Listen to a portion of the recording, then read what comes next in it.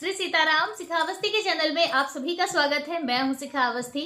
तो आज इस वीडियो में हम जानेंगे कि सावन की अमावस्या तिथि, जिसे श्रावणी अमावस्या और हरियाली अमावस्या के नाम से भी जाना जाता है, तो कब मनाई जाएगी। बहुत से लोग अमावस्या का व्रत भी करते हैं, तो व्रत की अमावस्या कब रहेगी, स्नान दान की अमावस्या कब रहेगी, और अपनी मनोकामना पूर्ति के लिए हमें इस दिन कौन से विशेष कार्य करने चाहिए, लक्ष्मी की प्राप्ति के लिए क्या उपाय करने चाहिए।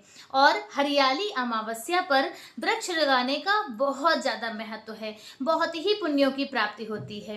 तो आज हम यह भी जानेंगे स्कंद पुराण के अनुसार हरियाली अमावस्या पर आप ऐसे कौन से वृक्ष लगाएं जिससे आपको नित्य ब्राह्मणों को भोजन कराने का पुण्य फल प्राप्त हो और आपके पितृ भी प्रसन्न हो। तो आज का वीडियो बहुत ज्यादा महत्वपूर्ण है, वीडियो पूरा देखिएगा। अच्छा लगे तो लाइक कमेंट शेयर कीजिए। चैनल पे यदि पहली बार आए हैं चैनल को सब्सक्राइब कीजिए। देखिए, पहले हम यह जान लेते हैं कि अमावस्या तिथि पर हमें क्या करना चाहिए। जो अमावस्या तिथि होती है वह अपने पूर्वजों के निमित्त होती है।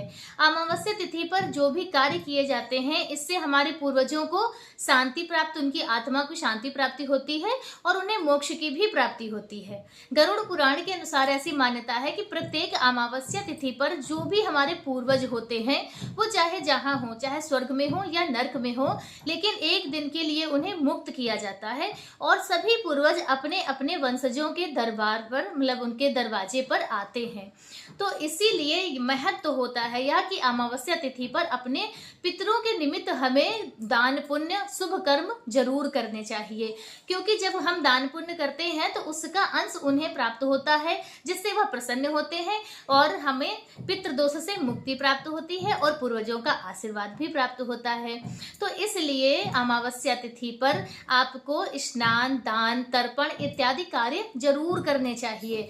देखिए, जो पूर्वजों के निमित्त कार्य होते हैं यानी कि पितृ कार्य जो होते हैं उनमें अनिवार्यता होती है, पितरों के कार्य अनिवार्य रूप से करने चाहिए।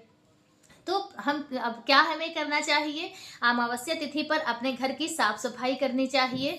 मुख्य रूप से जो आपका मुख्य दरवाजा है वहां पर साफ सफाई करके और एक दिया जलाना चाहिए। सुबह के समय सूर्योदय से पूर्व यदि आप अपने सारा कार्य कर लेते हैं तो वहां पर आप कपूर लौंग जला दें या फिर एक दिया जला दें और उसके बाद आप स्नान करें। स्नान में आप गंगा जल इत्यादि डाल के स्नान करें। स्नान करने के बाद फिर आप सूर्य भगवान को जल अर्पित करें और उसके बाद अपने पितरों के निमित्त तर्पण करें। तर्पण में आप यदि कोई विस्तृत नहीं करना चाहते हैं रूप से, तो आप एक साफ लोटे में जल ले लीजिए, उसमें काले तिल डाल लीजिए और कुश का एक टुकड़ा डाल लीजिए, तुलसी दल, कच्चा दूध, थोड़ी सी मिठाई, सफेद रंग का पुष्प इत्यादि डालकर और फिर आप दक्षिण दिशा की तरफ मुख करके अपने पितरों का ध्यान करते हुए और आप उन्हें तर्पण कर दें, जलदान कर दें। जैसे सावन का महीना चल रहा है और भगवान भोलेनाथ पर भी यदि आप अपने पूर्वजों का ध्यान करते हुए भोलेनाथ का अभिषेक करते हैं अमावस्या तिथि पर, तो इससे आपको डबल फायदा मिलता है। भगवान भोलेनाथ का आशीर्वाद, उनकी कृपा भी प्राप्त होती है और आपके पूर्वज भी उससे तृप्त होते हैं, प्रसन्न होते हैं। तो यह कार्य आप इस दिन अमावस्या तिथि पर जरूर करें और अमावस्या तिथि पर अन्नदान जरूर करें। हो सके तो आप एक ब्राह्मण दंपत्ति को घर बुलाकर भोजन करें या एक ब्राह्मण दंपत्ति के लिए भोजन निकाल कर आप किसी मंदिर में दे दें या कच्चा अनाज दान करें।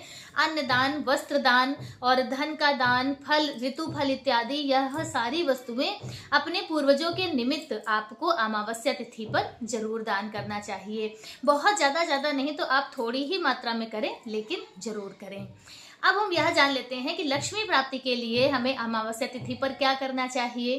तो देखिए, अमावस्या तिथि माता लक्ष्मी को भी समर्पित है, क्योंकि कार्तिक पूर्णिमा के पे हम जब दीपावली पे माता की पूजा अर्चना करते हैं तो वह अमावस्या तिथि ही होती है। तो इसलिए लक्ष्मी माता की आप प्रदोष काल के समय, शाम के समय विधिवत उनकी पूजा अर्चना आराधना कीजिए और खीर का भोग उन्हें लगाइए। इससे माता पार्वती बहुत ज्यादा प्रसन्न होती हैं।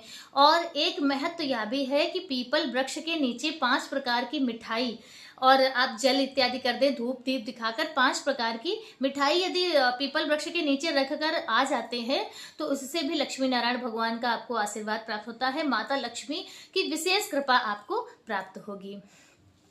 अब देखिए हरियाली अमावस्या है और हरियाली अमावस्या पर हमें अपनी प्रकृति के लिए कुछ ना कुछ कार्य जरूर करने चाहिए। तो इसमें वृक्षारोपण का बहुत ज्यादा महत्व है। सावन के महीने में वैसे भी पूरे सावन में प्रत्येक व्यक्ति को कुछ ना कुछ जो बड़े वृक्ष होते हैं जैसे बेल का वृक्ष है या बरगद पीपल इत्यादि इस तरह के जो वृक्ष होते हैं वह जरूर लगाने चाहिए। तो देखिए स्कंद पुराण के अनुसार ऐसी मान्यता है कि जो भी व्यक्ति अमावस्या तिथि पर या किसी भी शुभ तिथि पर पीपल का वृक्ष, पाकर का वृक्ष या बरगद का वृक्ष, इन या हो सके तो आप तीनों लगाते हैं तो बहुत ही अच्छी बात है। नहीं तो एक कोई भी वृक्ष आप किसी भी जलाशय के पास, जैसे किसी तालाब या किसी नदी के किनारे आप लगाते हैं, जैसे कि उसे जो जल है प्रचुर मात्रा में उसे मिलता रहे और वह अपने आप ही बड़ा हो जाए। तो यदि आप इस तरह का कोई भी इन तीनों में से कोई भी एक वृक्ष लगाते हैं तो उससे आपको कहते हैं कि त्रिकाल संध्या करने वाले ब्राह्मणों को भोजन कराने का पुण्यफल प्राप्त होता है।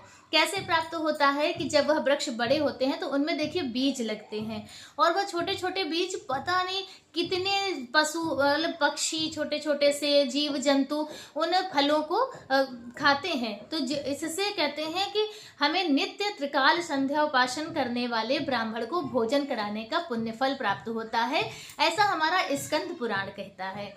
तो यह इन तीन वृक्षों में से कोई एक वृक्ष हरियाली अमावस्या पर आप जरूर लगाएं। इससे आपके पितृ प्रसन्न होंगे, वह तृप्त होंगे, उनका आशीर्वाद आपको प्राप्त होगा। तो यह हरियाली अमावस्या है और इस दिन आपको बाबा भोलेनाथ अपने पितरों का सभी का आशीर्वाद आपको जरूर प्राप्त करना है। देखिए ये जो शुभ तिथियां होती हैं और यह हमें रोज रोज नहीं प्राप्त होती हैं, तो और खास भी बहुत होती हैं। इन तिथियों पे हम यदि थोड़ा बहुत भी पुण्य कर्म करते हैं तो उसका हमें कई गुना ज्यादा लाभ प्राप्त होता है। तो चलिए अब यहाँ भी जान लेते हैं कि 2025 में हरियाली अमावस्या या श्रावणी अमावस्या कब मनाई जाएगी। तो देखिए अमावस्या तिथि प्रारंभ हो जाएगी 24 जुलाई की सुबह या कह लीजिए या रात्रि कह लीजिए 2:28 पर और 25 जुलाई की रात्रि में 12:40 पर अमावस्या तिथि का विश्राम होगा।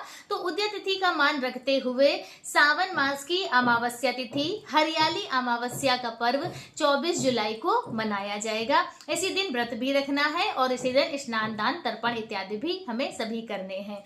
अब शुभ मुहूर्तों के विषय में जान लेते हैं कि अमावस्या तिथि पर कौन से शुभ मुहूर्त हमें प्राप्त हो रहे हैं। तो देखिए अमावस्या तिथि पर ब्रह्म मुहूर्त जिसमें आप स्नान दान कर सकते हैं तो वह 4:15 से 4:57 तक रहेगा।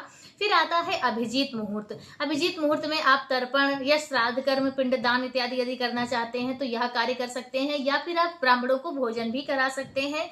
वह आपको 12 बजे से 12:25 तक प्राप्त होगा। और फिर आता है अमृत काल जो आपको 2:26 से 3:58 तक प्राप्त होगा।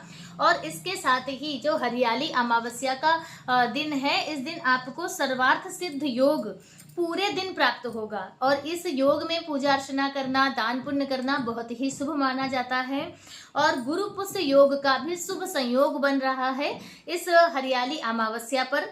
तो यह गुरु पुष्य योग आपको 24 जुलाई को शाम को 4:43 यानी 43 से प्रारंभ होकर सुबह 5:39 तक रहेगा। और गुरु पुष्य योग जो होता है वह बहुत ही ज़्यादा खास होता है, बेहद खास होता है। इस दिन हमें बहुत से कार्य करने चाहिए और जो भी कार्य आप करते हैं उसमें आपको सफलता प्राप्त होती है, सिद्धि प्राप्त होती है।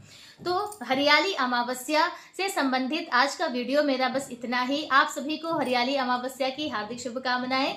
मिलते हैं दूसरे वीडियो में किसी दूसरी जानकारी के साथ। तब तक के लिए श्री सीताराम।